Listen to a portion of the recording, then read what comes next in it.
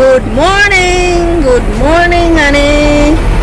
Honey is drinking coffee. Good morning, hon. Good morning, everybody. Good morning, everyone. We are here now in Arizona.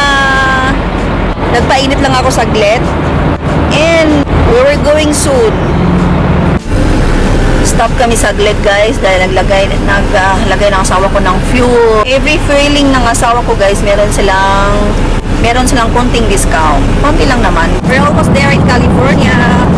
And I would like to answer these questions of the day. May questions of the day na ako. This is a good question, by the way.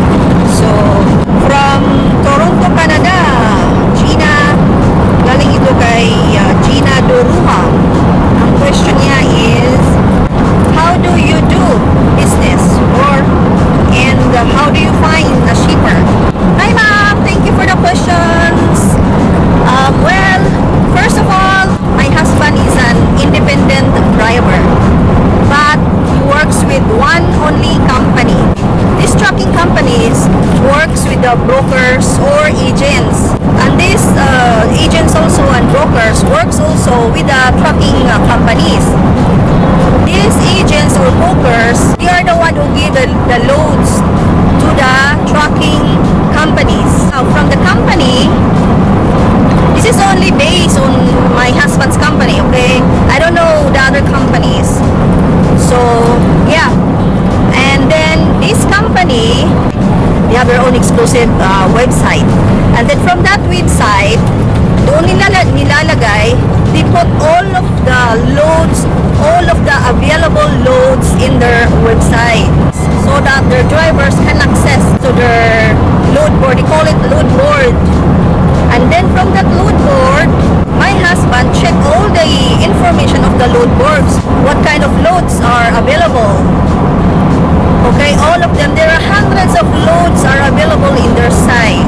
From that load board, they put all the information of the loads. Where to pick up, what's the distance, how much they pay, what broker, what's the weight?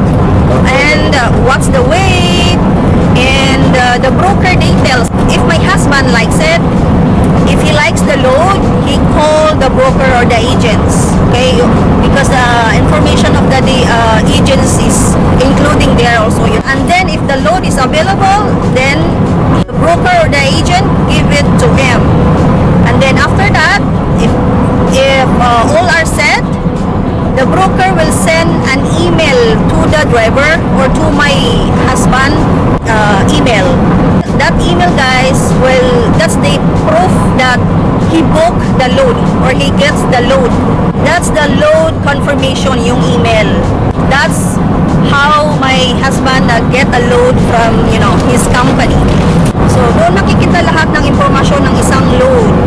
The good thing of my husband's company is that they have freedom to choose where to pick up, where to deliver, what state, and then also that loads information, that's including what time to pick up, when is the pick up, and also where is the shipper or the delivery address. All the information of the loads are they can see it or they can check it in their bill of lading. Basically, the shipper is the big warehouses where they store lots of different kinds of goods. It's either edible or non-edible. And that shipper also distributes to the other businesses, small businesses, big businesses. I always mention the shipper and receiver. I already explained the shipper and the receiver also. They are the customer who order the loads.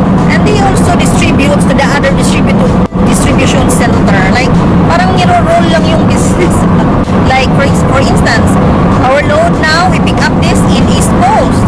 And then the order, or the customer order is from California.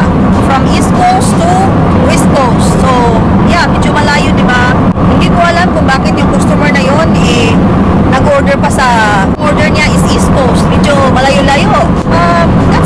I don't know, maybe that's how it works. This is business.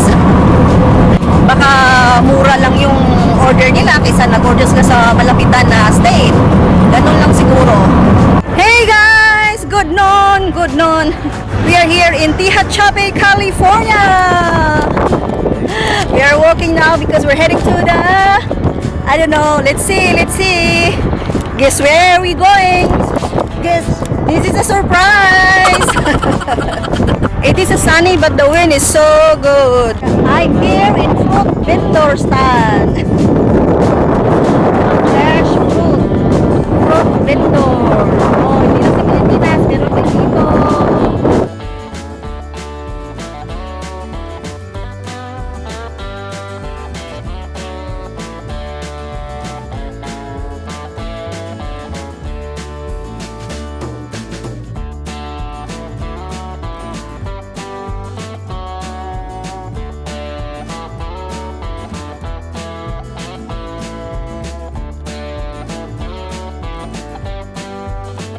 Para iba-iba din ang ambience ng ating shoutout.